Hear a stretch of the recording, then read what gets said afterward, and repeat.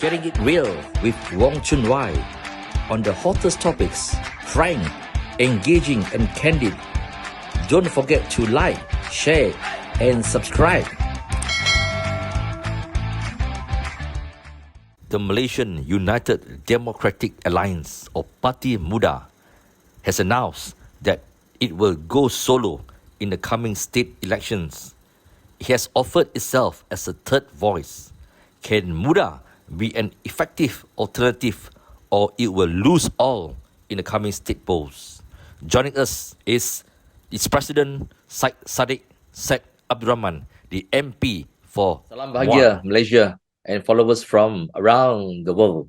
Our guest for today is Syed Saddiq, Syed Abdul Rahman, the president of Muda and the MP for Muar. So, YB, we will dive straight into the conversation. If it's okay with you? Definitely. Okay. Looking forward.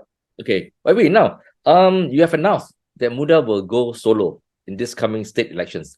The impact is seriously great because that many of the supporters of PH, Pakatan Harapan, believe that it's not a good decision and that Lim Kit Siang said it's a hasty decision, and voters feel that if they fight with the PN, Perikatan Nasional, is going to be really tight in states like Selangor.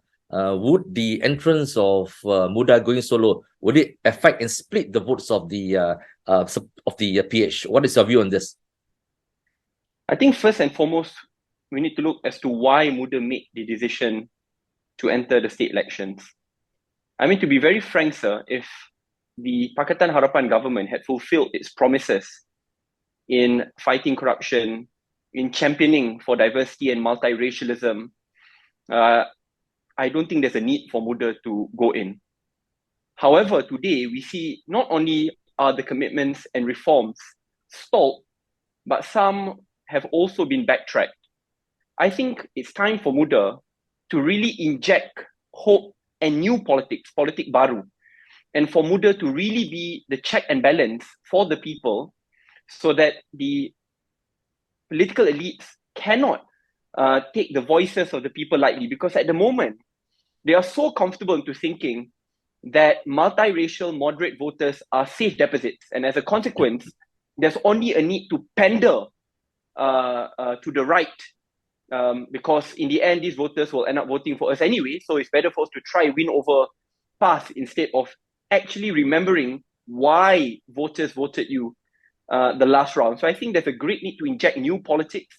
And I think Muda wants to focus in building long-term democratic institutions, in being the check and balance for the people, being the people's opposition, which really will be vocal on issues of their concerns, championing the multiracial and meritocratic agenda, and obviously getting reforms in.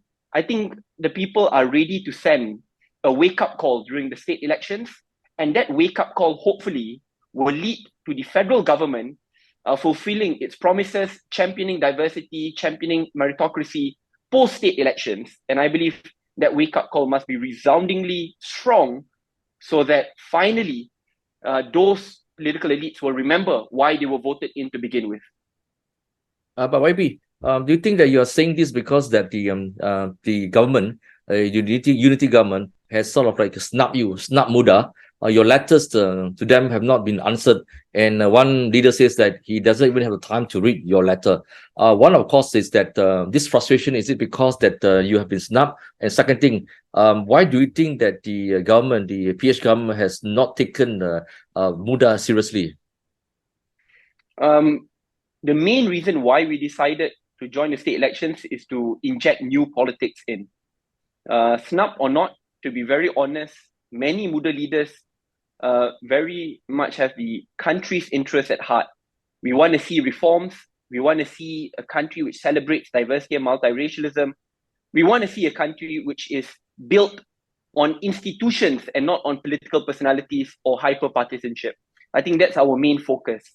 However, to answer your question as to why there was a snubbing or why our voices are not taken into serious account, I think it's because the political elites have fallen into complacency, a sense of comfort that in the end, we are in power today, that our voters are considered to be safe deposits.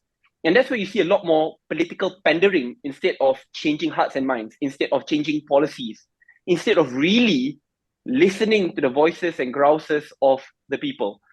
I mean, the fact that today, blatantly, I mean, PH leaders could allow for the judiciary to be attacked consistently, signals that there's a lot of backtracking. The fact that the deputy prime minister's criminal cases can be postponed indefinitely. I mean, sir, if this were to take place last year, there will be protests and riots on the streets. Now, when major corruption cases are indefinitely postponed, drop, complete silence. And not just that, the fact that they can say, oh, now, the deputy prime minister can say that you need to support PH, you need to support BN in order for us to help Datuk Sri Najib. I mean, I have nothing personal against Datuk Sri Najib. However, we all must subscribe by a system which is based on the rule of law. I mean, back then I remember they made fun of YB Kari Jamaluddin by saying one vote for KJ is one vote for Zahid. And then Zahid has effectively signaled what one vote for PH, one vote for BN is one vote for Zahid, one vote for Najib. I mean, unless they really want to go down that path, I think they should be focused on bringing changes and policies and having very clear economic direction and vision of the country. When there's a lack of economic direction, a clear vision, which is built on reforms, that's where issues of race and religion becomes a lot more extreme, because you need to ensure that you hold center Malaysia strong. So I personally believe that Muda must come in, Muda must inject that new politics, Muda must be the check and balance so that those in positions of power today will no longer take voters lightly. And I want to admit now that Muda's entrance will be exceptionally tough. I mean, we are the underdogs of underdog. I mean, you see people saying that we will not win, that there's a potentiality that we will lose our deposits. I already cautioned my Muda leaders and Muda members that when we choose to enter, it's not just about this state election, but this is an investment to future-proof Malaysia for the next 10 to 20 years.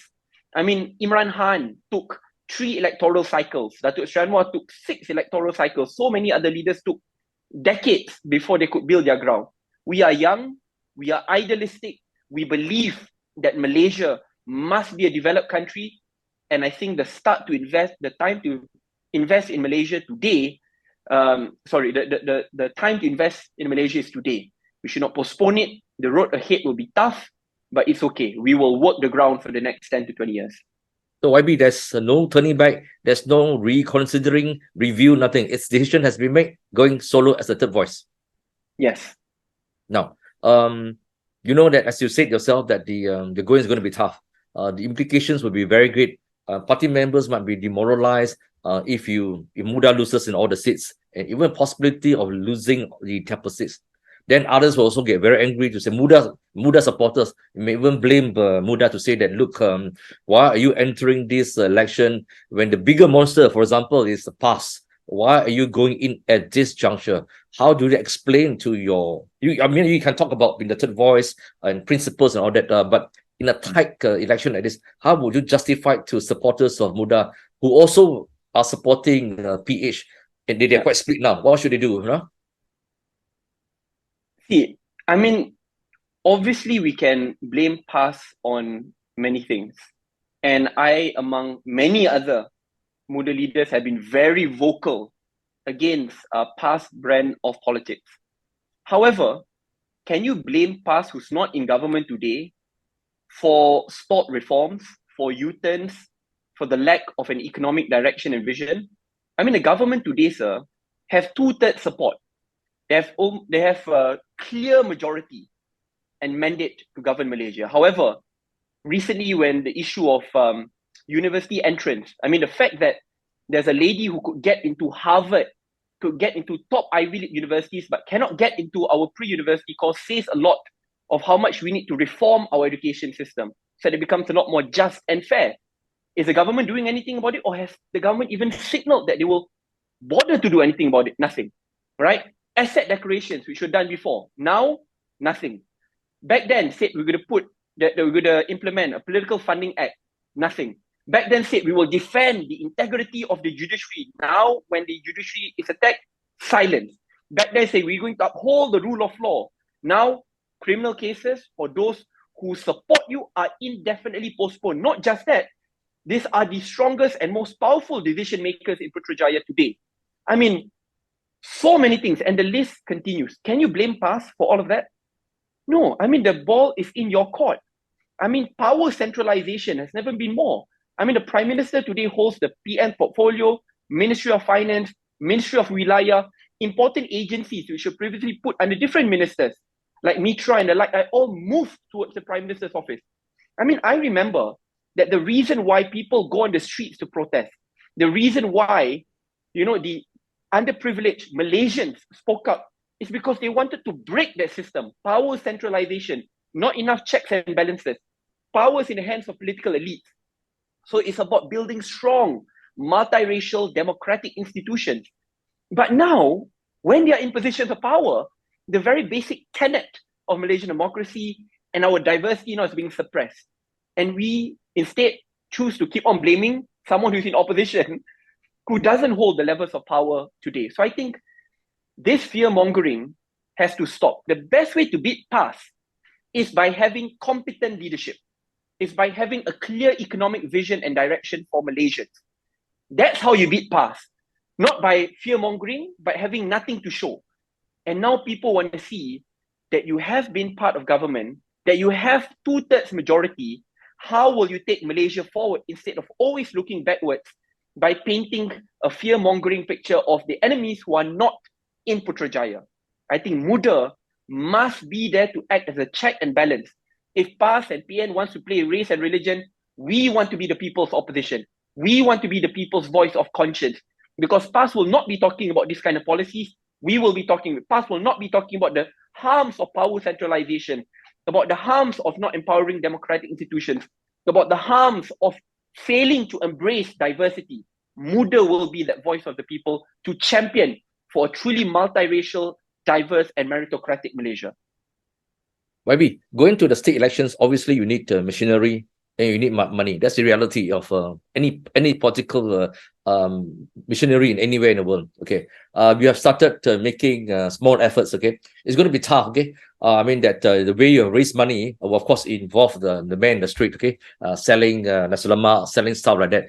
It's all very good optics, but essentially at the end of the day, you need really good financial backing. You don't have the kind of machinery. The going is going to be very tough. So coming to the state elections, how are you going to tackle all this machinery problem? I know you're on your own. You don't have the support of the DAP or PKR to support you. How are you going to do this? Knowing that we are the underdog entering the state election, we have to be very realistic in how we contest and how we campaign. There are more than 240 seats up for grab. Muda will not be contesting all seats. Muda will not even be contesting 10% of the seats. We're very focused and targeted because our main intention is not to take down the federal government or to dismantle state governments. Our concern and our main priority is to send a wake-up call and to be the people's opposition and voice of conscience in injecting new politics into Malaysia. So that's where we are very strategic and targeted. You don't need to contest in all seats for that message to be sent. Acknowledging that, I think that will reduce the cost to a great extent. Above and beyond that, I think Muda must also dare to disrupt the way in which we campaign. Instead of organizing all this big mass drama where you need to rent a place, these fancy halls, kema, sound system, lighting, so many different payments, which will cost, hundreds of thousands of ringgit just for one drama. I think Muda must focus to take on a very strong and disciplined online campaign, which drives clear and decisive messages. So that's why now we're doing PCs every day. We have online dialogues and discourse every day on TikTok, Instagram, and these are joined by thousands of people without the need to organize this mass drama. That reduces the price to grades. And the final part to this, the third strategy, this must be a people-led fundraising campaign. So instead of doing the typical big fundraising dinners, which again, the capex would be about 30,000-40,000 ringgit. Now we do a lot of online or small campaigns where we get all our Muda members to sell something. Whether they want to sell nasi lemak, they want to sell their sneakers, one of them will sell their motorcycle. We're selling everything, but when we get every single Muda member to partake in that process, I think that's where, even though it's small, But when we get tens of thousands of people doing the same, I think we'll get a decent amount of money. Obviously, we will never be close to match the amount of money, media control, media buy, which the big political parties will get. It's okay. We are new. We are a young party, but with big hearts and big ideals. But the time to invest in Malaysia's future is today. Get our message out, challenge the power structures, and ensure that we have the iron in us to power us forward for the next 20 years. Can I take it that Muda will contest in Penang, Selangor, and Negeri Sembilan? So we will finalize everything by the end of next week and we will announce it. But we look forward to contesting not just in Selangor. We want to contest in multiple states. Not just that, including in potentially Kedah, Kelantan, and Terengganu. But we will be very realistic. We won't be contesting a lot of seats. When you look at the areas that the Muda was offered in the last general election, Muda was given seats which were actually very tough. Almost impossible. Yeah, almost impossible. Yeah. So going forward, would it be much more effective that Muda would choose mixed seats? Would it be that way? So being a national party, definitely we should be contesting in urban, suburban, and rural seats, a combination of all. Yeah. But as you rightfully pointed out, in last election, and including even during the Johor State election, we've always been assigned the most impossible of seats. Rural, Felda, super Malay majority heartlands, in which even when PH made inroads in 2018, they still lost those seats with sizable majorities. But at that point in time, we were thinking, let's just be a team player, it's okay. Because in the end, we will win as one team, because the ultimate priority is not about seats, but the ultimate priority is about ushering in an era of new politics, once which is built on institutions and on policies. However, today, when I see that future being dimmed, what do we do? Do we just remain silent through complicity, or do we send that wake-up call? I think Muda needs to send that wake-up call which reverberates from urban to rural Malaysia, and it must be very clear, because if not, I mean, many of the people I meet up today are asking, what's the purpose of being the safe deposit of Pakatan Harapan in urban and suburban Malaysia, where they can't even defend the judiciary, where they can't even defend multiracial Malaysia, when previously they said, we will remove this typical race-based quotas and usher in an era of a need-based, merit-based system, which also protects the Malays as well, right? Because in the end, when there are a lot of those who come from underprivileged communities, it doesn't matter whether you're Malay, Chinese, Indians, but we will assist you. But today, when you're in positions of power, nothing. I mean, I understand that you cannot make drastic changes, but at least show that there is gradualism, that there is a way forward, that you can draw a vision. Maybe this will be a 10-year plan, 20-year plan. Instead, it is status quo. I mean, sir, really, it is status quo. I remember vividly from 2018, not even 2018, way before that, those who were in opposition were lambasting MIC, MCA for the same issues, and today are defending the same policies. I mean, again, at least show, okay, I will have a 5% increase, or at least I will review it, I will look at data. Zero. Absolutely zero. I mean, we cannot allow for the same old politics to continue because, we are in positions of power, we are comfortable, therefore the people will forgive and forget because there's a greater enemy which is on the other side. Well, Muda is not the great enemy. Muda will be the people's alternative. On this subject, since you have mentioned it, do you think that it's seriously a grave error for the government to try to compete with Perikatan Nasional on trying to be who is more of a greater defender of Malay rights and Islamic rights, which the present government seems to be moving towards that direction in trying to make sure they can get the Malay votes, because they do not want to be seen as if that they are from a PKR is a multiracial party, but now they have been under attack by PAS and Bersatu for supposedly failing to protect the Malays. By trying to compete on that level, do you think we were heading towards a dangerous path? I think that's a grievous error, not just politically, but also for our country. That's all toxic, divisive politics, where instead of being competent, you choose to pander. Instead of working on policies and having a clear economic vision and direction, you choose to fearmonger. I think the priority of the majority of Malaysians, especially Malays, is just competent leadership, those who can drive our country forward. They want good jobs, good public transportation, good quality education. They want things in which all Malaysians, regardless of race and religion, want. I mean, I draw a very simple parallel. Look at how Datuk Sri Hasni governed in Johor, and he is an UMNO leader. And yes, I and Muda were against him then, but we also acknowledge that he was a good leader. And when he campaigned in Johor, UMNO won 2/3 majority. They got 2/3 majority. The Malays didn't vote for PAS. In the end, the Malays and Muslims just want competent leadership, ones which actually focus on looking forward instead of backwards. So really, I think the best way to challenge PN is by showing that you have good policies, that you implement it, that you don't pander, but more importantly, you don't just take your voter base, just as safe deposits. Or I can do whatever I want. They will be viciously and blindly loyal to me, but in reality, sing different tunes before and after government. I think, to be honest, is competent leadership over those who keep on looking backwards by playing fear-mongering, toxic and divisive politics. Dr. Mahathir was your mentor. A lot of us find it hard to understand, as someone who is 97 years old, who has gone through many things. Some of his programs and visions were actually a fantastic vision. Why do you think that he's saying all this now? Some of his rhetorics have raised a lot of eyebrows. Many are questioning that why is he doing all this? You know him well, okay? I just want to hear from you as someone who understands him, and why is Dr. Mahathir doing this? I believe too, Dr. Mahathir takes a very old politics kind of view that everything must be seen from a racial lens. And I stick to racial lens because on religion, he takes a very different view. I want to stick on the racial lens because when I was following all his write-ups, I think there's a belief that Malays, especially young Malays, cannot compete on merit.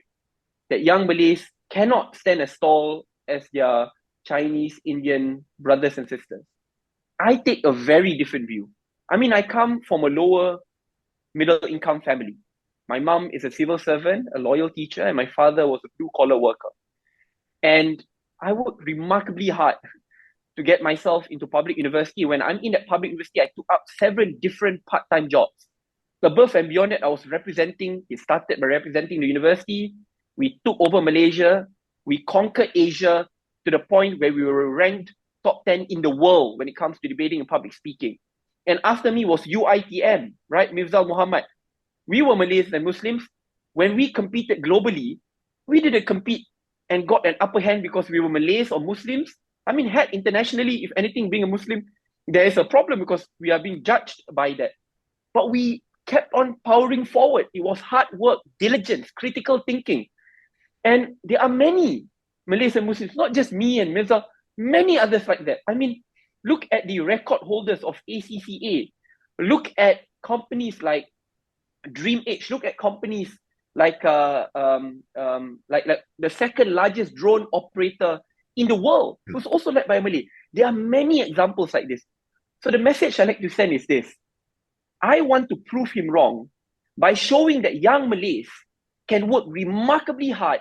We have a new work culture. We dare to think out of the box. And when we are put through that pressure cooker, it makes us better people, better leaders with better work culture instead of playing the old politics. That's the first part which I want to prove.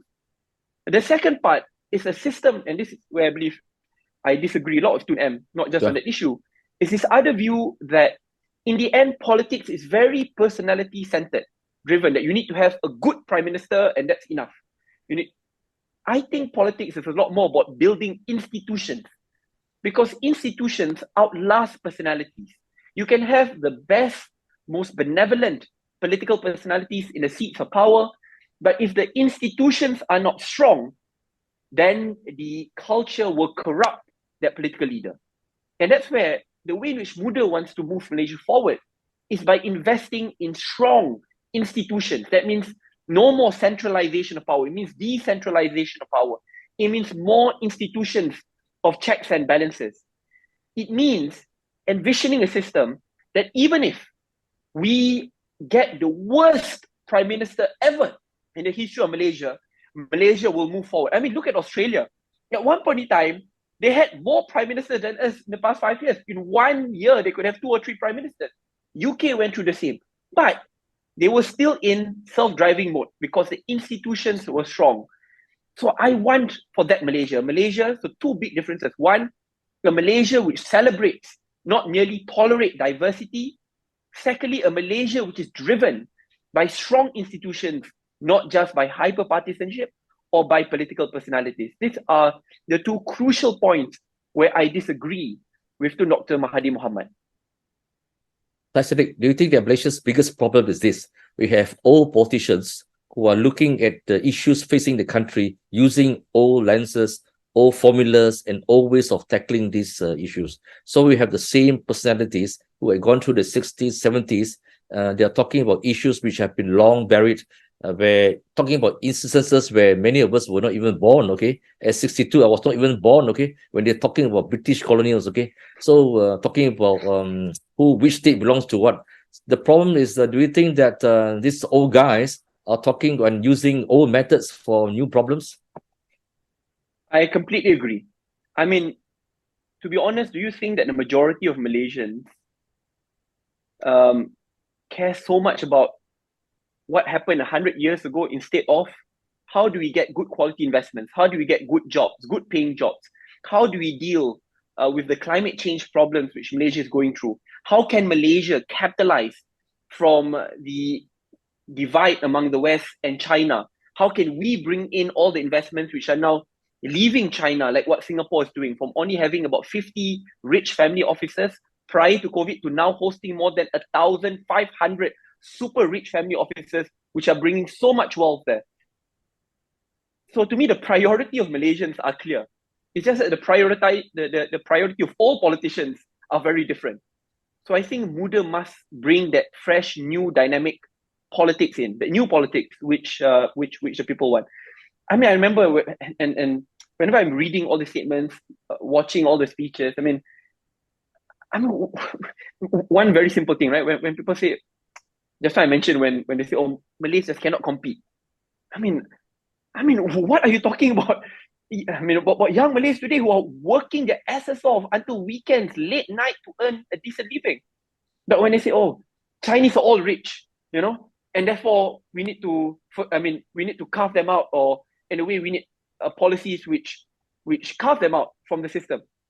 I mean, again, this is very old thinking. I would like to bring these people who say that, follow me to Muar, I'll bring them to Parit Jawa, and I'll bring them to visit Chinese families who are remarkably poor, who doesn't even have enough money for their day-to-day expenses. I mean, we cannot just put everyone in the same basket. So similarly, I say, if people say all Malays are lazy, I get very angry.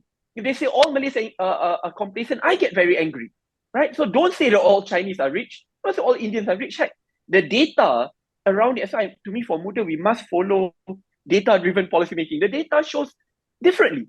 It's more of a class-based system. That's why I'm advocating for a need-based system, which also factors in issues of race and religion. I'm not arrogant and ignorant to say that race and religion do not matter in Malaysia at all, but I'm saying let it be driven by data.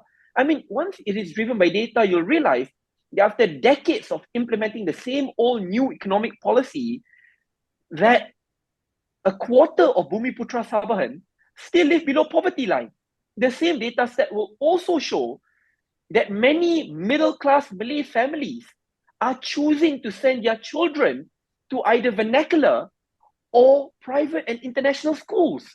And these were products of national schools or before parents, but now they are sending their children to different systems of education. I mean, the same data set will also show you that the same old hyper-rich political elites, politicians, who do not want or do not have the political will to change our education system are the ones who are sending their children to super comfortable, super expensive private international schools in and outside of Malaysia. But when we want to talk about changing our education curriculum, by focusing on English, by allowing decentralization of education, oh, they immediately say, oh, we can't do this. But they don't even have the ounce of courage to send their children through the public education system, which they are so hesitant of changing. So, to me, Muda has, been very quiet all this while, trying her best to be a team player. But I think to change Malaysia, you cannot play safe. To change Malaysia, you must work hard. And yes, you will encounter many losses. We are prepared. I mean, that's democracy, right? You cannot win all the time. I think it's time to build for Malaysia's future, to build a resilient, future-proof Malaysia in which all Malaysians will proudly call this blessed land their home. YB, to all those young people who are watching our conversation, whether in UK, US, or Singapore, many of young Malaysians, regardless of their race, including many Malays, many have chosen to leave Malaysia because they say that there's no hope for Malaysia. Malaysia is a sorry state, okay? After 60 years of independence, we are still talking about the same issue, race and religion. What is your message to them ahead of the state elections, and what they should do for the state elections? My personal wish is that they do not lose hope in Malaysia. Losing hope in politicians and political elites would be very different. But do not lose hope in this blessed land, because the road ahead will be tough. However, if we shoulder that responsibility together, we move the needle forward. We continuously voice our concerns, remain vocal. We work remarkably hard to change the system, either through the ballot box or through our social media, to speaking to friends and family. I think we will get there. I mean, let's look at countries which was once way behind us. These are countries like Vietnam, previously Indonesia, even South Korea in the 1970s and 1980s.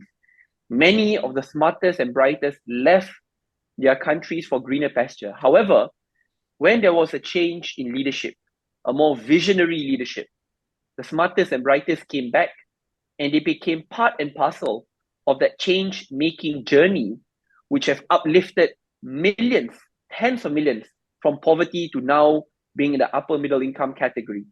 I think that time will come.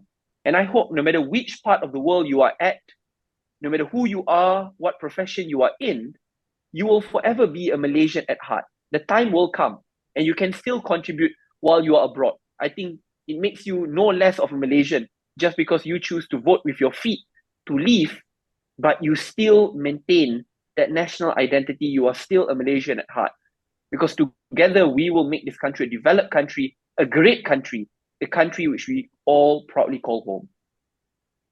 YB, one last question. Based on the trend of previous elections, for a by-election or a state election, unlike the general election, many voters may not want to go back to their states to cast their votes. There's a cost involved, airlines are expensive, and that for those who are overseas, they may not have the motivation to actually come back. What can they do during the state elections? First, I'd like to plead to them to please come back to vote. I mean, this is not a normal state election. I think this is the first time where we're having 6 state elections which combined half the voting population will be expected to vote. I mean, this is a national referendum. And if we are serious in wanting to send a wake-up call so that our views on diversity, our views on good policy making, our views on building institutions, our views on fighting corruption will be heard, I think the combination of 6 state elections where half the voting population will vote matters a lot.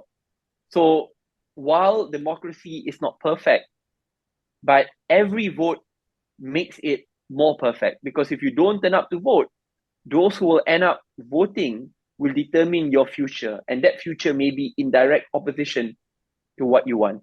And let's say you really cannot come back, the cost is too high, you are abroad, you can still do postal voting, but let's say it's too late. You can still speak to your family and friends, you can still contribute financially, you can still be vocal on social media.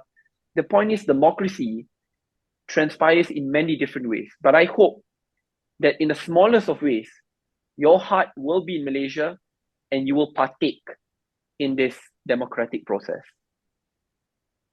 Thank you, Syed Saddiq.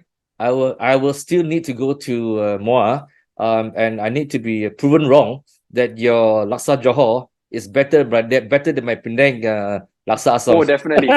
Oh, that one I'm fairly certain, sir. Fairly certain. Penang has so many great food, but laksa Johor is the best. Okay, so during your campaign, please come to Selangor. Please come to Penang. Okay, I'll be there for you. Definitely. All right, take care. All the best. There, sir. Yes. Thank you very much, sir. Bye. Take care.